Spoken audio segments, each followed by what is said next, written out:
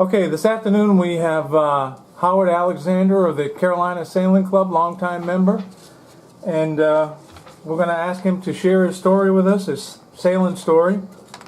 And can you start by telling us when and how did you start sailing? Well, my father was transferred to Wilmington, North Carolina in 1943. And I didn't like it. That was during the war, and at the time it was a terrible town. It was crowded. So they told me if you had a pea coat and some blue jeans and a watch cap, that you could get a job on a boat. So I did, and I was 15 years old. And what kind of boat was that? It was on a oiler going down to Lake Maracaibo. An oiler. An oiler, and this is getting up to where I do sail. Well, that's fine. So when I got down there, I got a job with SO Standard Oil on a seismograph team, exploring for oil. And the boat came in from a yacht from Argentina, and there was this beautiful little girl on there, and I could not stay away from her. And so we got to paddling around together, and her aunt says that that won't happen anymore, so she forbid us to see each other. So we started sneaking overboard at night and going out and swimming together. The girl from Argentina and you. Yeah. But we got caught, and I got fired. Oh. And sent back to the States. So in order for my father and I to get along, he bought me a little old beat-up sailboat. And what type of sailboat was it? It was a cat-rigged boat with topsail. It just had one mast, and so that's what started it. Did it have a barn door, what they call a barn door rudder in the back? Did it have that big? Oh yes. They call it a barn door rudder. Yeah. Well, my next boat was well, I had a couple of small boats, but my first big boat was a Morgan 34. Oh, very nice. And it was, well, that was an old wooden one too, and I couldn't afford a boat, so it had been around the world 2 or 3 times, and the 3 boys that owned it, their father got sick, so they went home and just left it laying on the bank. So I purchased it for $3,000. And where was it located? It was in the marsh down from Wrightsville Beach. Down from Wrightsville Beach in the marsh, yeah. Right. So that got me started. And then I started racing with small boats, and then started crewing on some of my friends' lightnings. And then for a while I didn't sail any. I went to Korea and did all that business. And when I got it back again, I started sailing small boats again and racing at Wrightsville. And a boat came down, a German-built 54-foot steel boat, and had an 11-foot keel on it, and they tried to bring it down the waterway. And the Coast Guard was breaking big hawsers trying to pull it through the sand to get it out of there. So when they got down to the marina at Wrightsville Beach, they were looking for somebody that knew their way around the waters around there. And I knew them just about as well as any. So. Yeah. So then I took them around and went through Snow's Cut and got them back over into the river and out in the ocean past Frying Pan Shoals. And went down, winding up in Miami, and they flew me home. The next year, they wanted to go. They were planning a trip to the Mediterranean. And they invited you? They invited me to go with them. So I spent almost 9 months sailing over. So you've crossed the Atlantic on a sailboat? Oh yeah, all around. And have you come back with the trade winds from Europe? You went, you sailed across, and you've come back, yeah. Yeah. Wow. So What did you think? What did you think about that, being out in the open Atlantic on a boat? Oh, just another boat ride. Huh. But it was quite a ride because we had rough seas, and we lost a halyard. The mainmast was 105 feet tall, and the first cross-arm where it was hung up was about 90 feet high off the deck. Well, this was at night, and I had to go up in a chair and undo it up at night like that. And seas? Were there any seas at the time? Well, there were 25 foot seas. Oh, because I imagine up on the mast, the motion is exaggerated when you get up. You wouldn't know how much. So were you holding on with both arms? Absolutely. And you had to grab the halyard and then they lowered you back down? Yeah. Didn't Uncross it off on the cross arm. I see. So after that, I started. People knew that I could sail in the ocean, so started taking a few deliveries down to the islands. And, oh, is that right? yeah, and so I got fairly well known. So fairly often I do 3 or 4 or 5 trips like that a year, And would they be one-way trips? Would you start in the States? Yeah, I would either go down to pick them up to bring them back where they left them, or take it down so it would be there when they got there. Now, did you ever go by yourself, or did you get crew to go with you, or did they have Always, crew? because going 24 hours a day, it has to be tended that whole time. Right. And navigated. Yeah. So, but in the beginning, navigation was really different. So you must be familiar with celestial navigation, or did you use a sextant in the stars? Oh yeah. We used back in those days. We used radio direction finders. We just listened to the radios and get a compass bearing off of it, and sextants and compasses, and that was it. And that radio bearing, would it be a certain frequency? Yeah, it's a loop like this, and you see them on airplanes as well as boats. And you turn the loop and you get the strongest signal, and then you. And that gave you the direction the signal was coming from? That would tell you which direction you were going to, going by. Then you'd pick up a couple of directions, and they would cross each other, and that's where you were. Yeah. So it started off like that, and then we had Lorans, and A and Loran C. And that was pretty good. That was done from towers. Yes.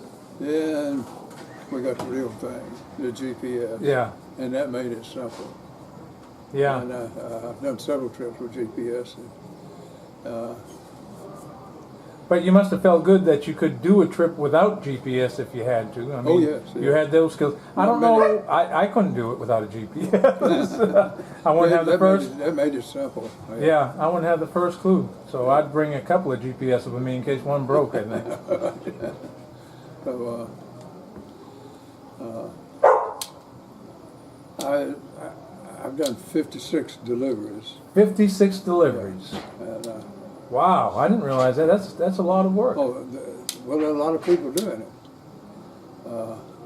Is that business still going today? Yes. Are you still familiar? Do you still? I don't do that now. And I used to race boats, like the Wachovia Cup. We raced it 16 times and won both. Where was the Wachovia Cup held at? Is that offshore? That was offshore, yeah. And then we'd go from Wrightsville Beach out. When it first started, we'd go to the 25-mile wreck and then back into Beaufort. And it was an overnight race. The next day started 3 days of racing with NICRA, and which was the North Carolina Championships. And we won that several times. You won that? Yes. Wow. And then we... and what type of boat were you racing on? I'm going to tell you about that. I was fortunate enough to have a friend that sailed with us in isotopes, catamarans. And he also had bigger boats. And he started off with a 30-foot boat. And then he went, I was sailing occasionally with him. Then he went to of a Bolo Diva, which was a Swedish-built boat. He started selling those in this country. So he'd sell a boat, bring it to this country, and I'd help him rig it and deliver it. So we sold 5 or 6. Yeah. And then the next boat he bought was a Bruce Kirby Nightwind. It was a centerboard boat, 35-foot centerboard boat. Did it have a stub keel and a centerboard that came down out of the stub keel? With the centerboard, yeah. You got it. And it was nice because we could cut corners going through a lot of marshy areas. Yeah, yeah, that's the beauty. How much did she draw just by the stub keel without the centerboard? About 2 feet. And then when you get out into the open water, you put down the centerboard, probably draw, what, 6, 8 feet? Yeah, 7 feet. Yeah. 7? I think that's the best configuration going. It is. We thought so too. Yeah. And it won a lot of races, and we did too with it. Then he got enough money to do his own, so we built a mock-up in my shop to get the interiors set and set the areas to set the masts. And then we had a guy on the West Coast. I told somebody's name earlier, but I can't remember right now. It's okay. And they brought it back, and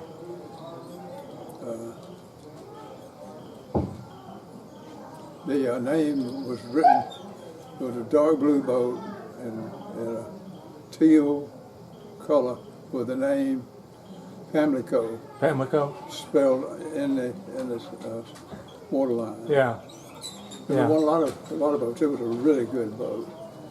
And so you've sailed boats, you've delivered boats, you've rigged boats. This was new boats that were purchased, and you'd be responsible. Would you rig the interior as well as the exterior? Yes. Living area and all that? Yeah. And could people order what they want? Would you make it specific, or was there a certain plan? No, we came up with a plan ourselves. You developed the plan? Because we wanted something a little nicer than most people would buy. I see. And it was a beautiful boat, built boat, and the sails were built in England, and I started getting interested in sails, of course, with sailing boats. I began to understand them, and my background was aeronautical engineering and chemical engineering, so I learned the things necessary to build boats. Nautical engineering. For a long time, I built, sold fiberglass equipment and taught people how to do it. What did you sell? Fiberglass equipment. Fiberglass equipment? Chopper guns, sprayer. Oh, I see. The tools used to build boats. Fluorocomponent materials. Huh. Polyesters and epoxies. Yeah. And urethanes, foams. So that's where your chemical engineering comes in? Right. And I worked for a few years at a boiler engineer too. So I did doing fluids and ducts for the 10, 12-story boilers, the big ones. And what were those boilers used for? For heating? Generating steam. Generating steam? For electricity. And 10, 12 stories high? Yeah. Wow. And that's the kinds you see around. They're trying to get rid of them now because they're all coal-fired. I see. And a lot of them are converted to natural gas. Natural gas, right. Okay, so how about the Carolina Sailing Club? What year did you join the club? Well, I had as I told, I was selling equipment. And Banks Manufacturing Company had one of their salesmen go to see Frank Meldoff, and he didn't know anything about fiberglass equipment, so he got me. So I went over there with him and walked through the plants and told him exactly what was happening, what was in a straightened way. had it all planned. It was very simple, Uh-huh. but I knew what was happening anyway. And so I sold equipment, a lot of the boat companies in this part of the country, and building slides and a lot of different. All things fiberglass. Right. So Frank and I got to be good friends. Now I found out he was making the catamarans, Uh-huh. and so I had decided to take my old Morgan and sell it and go to bigger boat. But while I was going to do that, I would try one of these little catamarans. These isotopes. Right. And so I was looking at several different models and finally wound up trying Frank's. And it turned out to be a well-balanced boat and a lot of fun to sail. My wife liked to go with me Oh. until she found out that sailors are not who they seem. And she told me when we had a particularly rough day, she told me to take her home. Yeah. You're going to call this boat X-rated. Yeah. So, in the meantime, we grew as a group. I was a third or fourth one sailing with the isotope with Carolina Sailing Club, and I joined the club in 1970. 1970. 1970. And yeah, it's been a 40 long time. 45 years ago. Yeah, And you've been a member ever since? continuously. Yeah. For 45 years. 45 Wow. years, yeah. That's something. So, well, it's the people. Yeah. There are different kind of people in the world, I agree. and And so all from 1970 on, you've been sailing the isotope. I saw you out this year. Was it the Governor's Cup you were out? Or was it the race weekend before that? But probably the weekend before. you're that. still out Yeah. on the... Well, I'm going to race till I'm 90, and I'm getting close. Well, how old are you now, if you don't mind me asking? 87. 87. Well, you're in great shape. Well, I'm trying to get better, Yeah. but I don't have any aches and pains. If you're still sailing an isotope, to me, you know, I'm a Buccaneer sailor, and an isotope doesn't look like the easiest thing to sail. Well, it's a very responsive boat. It's much different than some of the other catamarans. Uh-huh. And it sails like a good, well-sailed sailboat, and we're learning a lot about its sails and how to build them. So that's when I started building a shop to build our own sails So what year was that you started building sails, Howard? about 5 years ago. Oh, 5 years ago? I thought you were maybe a little longer than that. No. And what do you make your sails out of? What materials? Pentax, Dacrons, and I have made a few old cotton sails. Oh, is that right? My first sailboat had a cotton sail. The first few did. Before World War II, or after the materials for sails weren't available until after the war. When Yeah, they some came were scarce developed in because they were... Germany. Yeah. The polyesters were, the epoxies were developed in this country. Uh-huh. And so, So do you make, is Mylar a brand name, or is that a material? it's a material. And do you make any out of Mylar or Yeah, we do just about everything. Most of what we use now is Pentax. Pentax? It's a mixture of extra strong fibers with plastic sheathing. So, and then rather than buying a computer set up to do them ourselves, we found a company, Sailrite, that would run the computers for us, Uh-huh. and we would just stitch them together. Oh, I see. And then we would take those sails, try them out, try different things, and find things were happening on it, and we change the shape of them. The shape of the sails or parts of the sail, I like see. the batten tension. And So you're developing them, trying to make them just better faster, sail. sail higher, faster. Or Sail high. down off the wind, it's harder to sail sometimes than up the wind. So It sure is. I think covered about everything that I had. Is there anything that I hadn't asked you that you'd like to share with the folks? Well, I covered it. Covered You've it. done a good job. So you've had a long career of sailing. You've been a chemical engineer. You went overseas on pleasure boats. You went overseas in the war, I guess. Right. And that was the Korean War. That was Korean War, yeah. And that was during the late 50s, was it, I guess? Well, yeah, I had just graduated from college, and I signed up for the Air Force. And I got drafted. I told them that I was signed up for the Air Force, and then they said, well, they'll come get you when they're ready for you. But in the meantime, you'll go into service. They'll get you out of service. Huh. And so by the time I had been treated so terribly that I said, when they came to get me, I said, I'm going to do 2 years in the Army and you can take 2 back. Oh, is that right? You Right. decided this? Right. Yeah. Yeah. What a big mistake. Well, it was a hard time. Yeah. Also, I mean, Well, yeah, I had some interesting times there too. So when I was finally got up, just when we went up to get the Marines out up there, at the to help Chosin them get out Chosin. Reservoir, you were up there Oh yeah, when the Chinese came across. Couple times, yeah.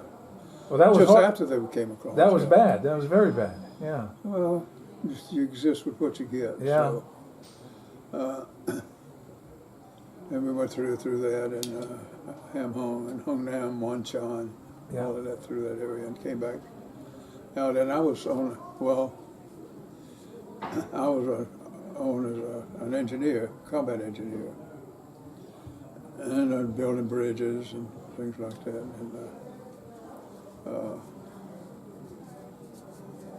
And when I first got over there, they didn't assign me anywhere.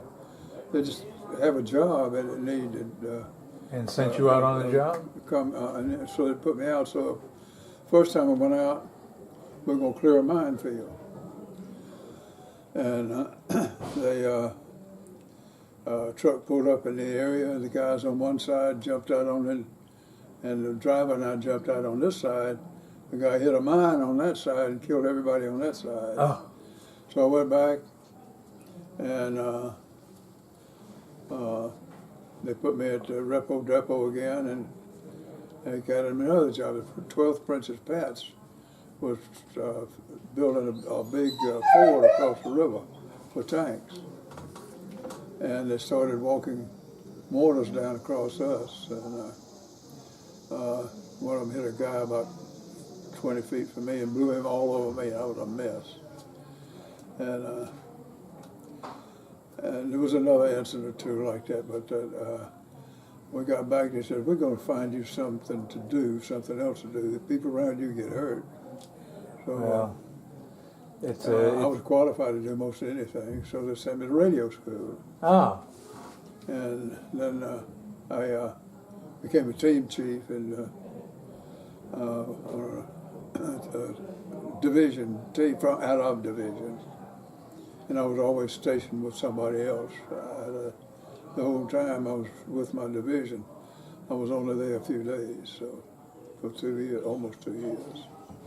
We go out on with a regimental recon and dig a truck up into the mountains. And there's all these little instances. And so when your 2 years was done, you were able to muster out and come on back to the States? Almost. I had become a high-speed operator and team chief, and I could copy other feed work with other languages with it. So NSA, the last 3 months I was in, I worked with them. I don't know whether I'm supposed to say this or not, but anyway, what I did was monitor the Russians and a few other. What we do is copy down what we see here. Then we take it over to crypto, and they convert it from the language into our language. Oh, I see. And they decode it, yeah. So you were writing down Russian? Is that what you're saying? Not in Russian. I wrote down just diddy-da-da-diddy. Oh, I That's what I was see. hearing, but I would spell it out. Oh, I A, see. Z, A, B. It was a Morse code. It was a Morse code, and you were listening and just writing down what you were Right, hearing, and then it would go somewhere else and be. Right, and in decoded. order to do that, I had to have a certain clearance. Oh, sure. Yeah. So years later, some other, I'm scared to say, I'll tell you a little while in a minute. I did work for some other three-letter organizations. CIA, FBI, or something like that? Some of those. Okay. And I thought I was through with all of that because I was getting, when I hit 72, they told me I was risky of duty. But they still kept using me, so they still kept it open. So 2 years ago, I had a friend who had known early in life. We used to try to get together, and he called me, and he had his computer name, and they had changed it to Facebook. And when he called me on Facebook, one of these agencies called me and told me that I may not use Facebook and Twitter. Huh. And So- you didn't even know you were being monitored?